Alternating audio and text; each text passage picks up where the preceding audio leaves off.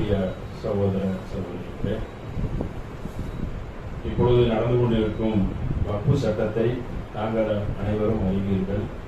அது வக்ஃபு திருத்த சட்டம் கிடையாது. டோட்டலாவே சட்டத்தையே மாத்திட்டாங்க, புக்கையே மாத்திட்டாங்க. திருத்தம் என்றால் 1, 2, 3 மாத்தினாதான் திருத்தம்.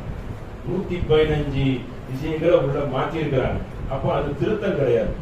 புஸ்தகத்தை என்ன செய்தாங்க, மாற்றி இருக்காங்க என்பதுதான் அதனுடைய விதிவசம். அதுதான் அவர்களுடைய திட்டமும் கூட. ஏன்னா வரக்கூடிய இந்த வருஷத்தோட 100ஆண்டு விழா அவங்க RSSக்கு வரப்போகுது. அதுக்குள்ள அவங்க என்னெல்லாம் செய்ய முடியுமோ அடுத்து பொது சிவில் சட்டத்தை கொண்டு வந்துருவாங்க. அதை நிலைநாட்டி அந்த 100ஆண்டுக்குள்ள அவங்க நிலைநாட்டுறது அவங்களுடைய திட்டம். அதுக்குதான் வட மாநிலத்தில் இருக்கக்கூடிய நிதிஷ்குமாரும் ஆதரிச்சுட்டாங்க. நம்பிக்கையா இருந்தவங்க சந்திரபாபு நாயுடு அதை ஆதரித்து 12-14 மணி நேரம் விவாதத்துக்கு அப்புறம் கூட நிக்கல. அவங்க அதை என்ன செஞ்சாங்க, கொண்டு வந்துட்டாங்க. இதோடைய சட்டத்தெல்லாம் நிறைய அறிவிங்க. முக்கியமா 2 சங்கிகளை தான் உள்ள வக்ஃபு சட்டத்துக்குள்ள உள்ள இருப்பாங்க. அதுல ஒரு முக்கியமான செய்தி என்னன்னு கேட்டனா, 2013 ரஹீமா கான் பெங்களூர்ல சிறுபான்மை துறை அமைச்சராக இருந்தவர். மன்மோகன் சிங் ஆட்சி காலத்துல அதுல ஒரு கமிட்டியை போட்டு அந்த சரத்தை எல்லாம் நிறைவேற்றி அற்புதமான சட்டத்தை நிறைவேற்றி விட்டார்கள் என்று பார்லிமெண்ட்ல ஏக குரலை பேசியவர்கள். முடிஞ்சு போச்சு. அழகான சட்டத்தை மறுபடியும் திருத்த சட்டங்கள் பண்ணி முடிச்சாச்சு. அதுல என்ன தெரியுமா செய்திருக்கிறாங்க, ஒரு முக்கியமான ஒண்ணு. அந்த 2013 சட்டத்துல என்ன சட்டம் கேட்டனா, யார் ஒருவர் வக்ஃபு அந்த இடத்தை கையாடல் பண்ணினாலும் அவர்களுக்கு 2 வருஷம் சிறை தண்டனை. அதை நீக்கிட்டாங்க. 115 இருக்குல்ல, அதுல இதையும் நீக்கிட்டாங்க. அப்ப அர்த்தம் என்ன, சொத்தை பூரா கபலீகரம் பண்ண போறோம், அனைத்தையும் சுருட்டி தின்னு என்ன செய்திருவோம், ஏப்பம் விட்டுருவோங்கிறது தெரிஞ்சு போச்சு. அடுத்து என்ன முந்தானத்தை என்ன சொல்றாரு என்றால், உண்மையா இருந்தது என்றால் வக்ஃபு சட்டம் அமித்ஷா உண்மையா இருந்தால் என்ன தெரியுமா செய்வோம், விட்டு விடுவோம் அப்படிங்கிற. உண்மை அனைத்தையும் எடுக்க போறோம்னு சொல்லுவாங்க. உண்மையா இருந்தால் நாங்க வக்ஃபு சட்டத்தில் என்ன செய்ய மாட்டோம், அந்த பொருளை எடுக்க மாட்டோம். தவறா இருந்தா எடுத்துருவாங்க. தவறா இருந்தா எடுப்பியா, அம்பானி வீட்டை கூட எடுக்கணும். அம்பானி வீடும் வக்ஃபு உடைய சொத்தில் கட்டப்பட்ட ஒரு வீடு. அதுவும் அதுல பல சிக்கல்கள்லாம் இருக்கு. இப்போ அவங்க 12 வருஷம் தாண்டிடுச்சு. ஏன்னா 2010 கட்ட ஆரம்பிச்சாங்க. 20,000 கோடி செலவுல கடுமையான முறையில 2 லட்சம் சதுரடி எடுத்து பம்பையில அந்த வக்ஃபு உடைய சேர்மன் அதுக்கு வழக்கு போட்டு வச்சிருக்கிறார். இது நிறைய பேருக்கு தெரியுமா என்னன்னு தெரியல. ஆனா வழக்கு போட்டு அந்த வழக்கு நிலுவையில் இருக்காங்க. இப்போ அவர் ஜெயிச்சிருவார். காரணம் என்னன்னு கேட்டா, 12 வருஷம் பயன்படுத்தின சொத்து அவருக்கு, அது 13 வருஷம் ஆகி போச்சு. அவரோட இடத்தை என்ன செஞ்சிருவாங்க, தின்னு யாபம் விட்டுருவாங்க. அடுத்து என்ன தெரியுமா, இந்து மன்னர்களும் என்ன செஞ்சிருக்காங்க, அந்த இது வக்ஃபு பண்ணிருக்காங்க, தானமா கொடுக்கிறது. இப்ப இந்து மன்னர் யாரும், இந்து மன்னர் இல்ல, இந்துக்கள் யாரும் கொடுக்க கூடாது. இந்துக்கள் நிறைய சொத்து வச்சிருப்பாங்க. தாம்பரத்துல கூட ஒரு இந்து சகோதரர் பெரிய இடத்தை வக்ஃபு பண்ணிட்டு போனார்.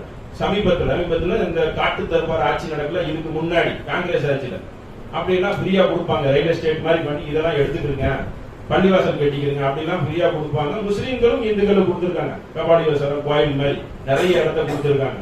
அதுக்கும் ஆதாரம் இருக்கு. ஆனா இப்ப என்ன செய்யக்கூடாது, ஒரு இந்துக்கள்கிட்ட நிறைய சொத்து இருந்து முஸ்லீம்களுக்கு கொடுக்க ஆசைப்பட்ட என்ன கொடுக்க கூடாது. கொடுக்க கூடாதுன்னு சொல்லக்கூடிய நீ அப்ப இப்படி இந்துக்கள் 2 பேரை உள்ள பதவியில வைப்பங்கிற. இந்துக்கள் கொடுக்க கூடாதா, இந்துக்கள் பதவிக்கு வருவாங்க உள்ளுக்குள்ள 2 பேர்.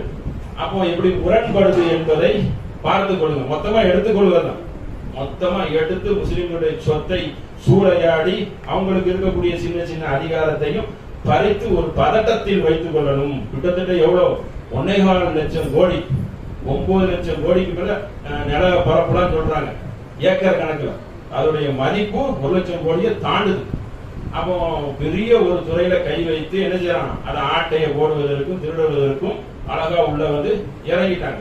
போன வருஷம் பழனி ஆண்டவர் கல்லூரின்னு சொல்லிட்டு ஒரு கல்லூரி, இந்து நல கல்லூரி. ஆனா அது ஒரு கல்வி சம்பந்தப்பட்டது. அங்க ஒரு வேலை வாய்ப்பு கேட்கறாங்க. வேலை வாய்ப்பு கேட்டதுல இந்துக்கள் மட்டும்தான் வரணும். இந்துவை நம்புவாங்களா ஆணித்தரமா, அவங்க தான் அந்த வேலைக்கு சேரணும். அப்படி அங்க எல்லாரும் வேலைக்கு சேரணும். அவங்க கல்லூரியில அவங்க என்ன சொல்றாங்க, வேலை வாய்ப்புக்கு இந்து மதத்தை நம்பணும் உறுதியா, தீக்காலாம் வந்துடக்கூடாது, அவங்களுக்கு தான் வேலை வாய்ப்பு என்று அவன் சொல்றான். அவளுக்கு எப்படி இருக்கோ அதே மாதிரி எங்க வக்ஃபு சட்டத்துக்கும் போன வருஷம் போட்டதுல இதையெல்லாம் கேட்கறாங்க. உங்களுக்கு ஒரு சட்டம், எங்களுக்கு ஒரு சட்டமா? உங்களுக்கு இந்து நம்பிக்கை உள்ளவர் உங்களுடைய அறநிலையிலையும் உங்க கல்வி சம்பந்தப்பட்டதுல இருக்கணும்.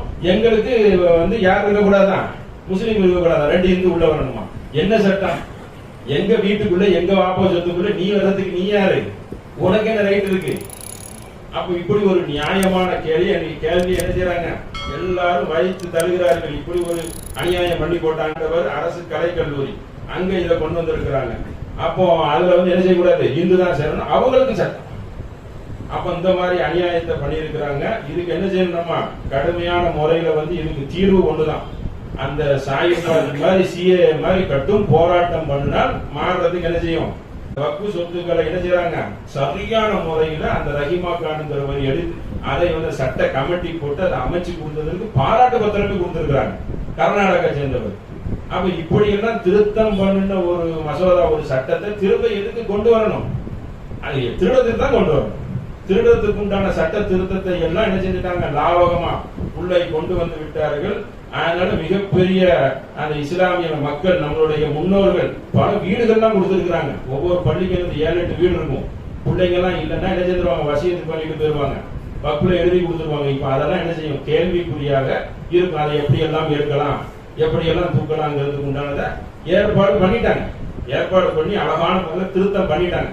இதை பெறணும். ஆனா ஒரு நன்மை ஒண்ணு செஞ்சிருக்கான். அது ஒன்னே ஒரு நன்மை. என்ன நன்மைன்னு கேட்டனா, இப்படி இருக்கிறதால இந்த சொங்கி முஸ்லிம்கள் இருப்போம், ஒண்ணுமே தெரியாம இருப்பான், பல ஜமாத்துகள் இருப்போம், போராட்டம் ஆவணம்லாம் கொஞ்சம் தட்டி எழுப்பியிருக்கான். இப்ப நமக்கு சொத்து போதுன்னு சொல்லி இந்த ஒயிட் காலரா பண்ணிலே இருந்திருப்பான். வெளியே போராட்ட களத்துக்கு ஒரு துளி வேர்வை கூட செஞ்சிருக்க மாட்டான். இப்ப இந்த சொத்து போதுன்னு சொல்லி என்ன செய்வான், போராட்டத்துக்கு அழைத்தால் வருவார்கள். இன்னைக்கெல்லாம் ஜும்மா மசீதுல ராணுவத்தை கொண்டு குவிச்சு வச்சிருக்கிறோம்.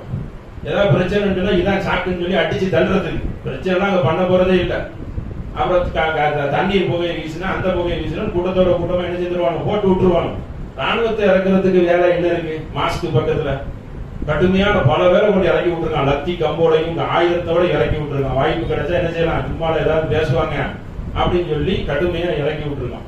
அப்ப இந்த மாதிரி ஒரு சூழ்ச்சிகார சட்டத்தை போட்டு, சூதுத்தனமான ஒரு சட்டத்தை போட்டு முஸ்லிம்கள் என்ன செய்திருக்கான், உதவி செய்ய வரான். எனக்கு உதவி செய்ய நீ யாரு? அப்ப இதெல்லாம் கவனத்தில் வைத்துக் கொள்ளணும். இது ஒரு ஏமாற்றுத்தரமான சட்டம். இதற்கு எதிர்வினை என்ற போராட்டம் என்ன செய்யலாம், வெல்லலாம் என்று சொல்லி ஒரு தகவல் சொல்லி என்னுடைய உரையை நிறைவு செய்கிறேன். அஸ்ஸலாமு அலைக்கும்.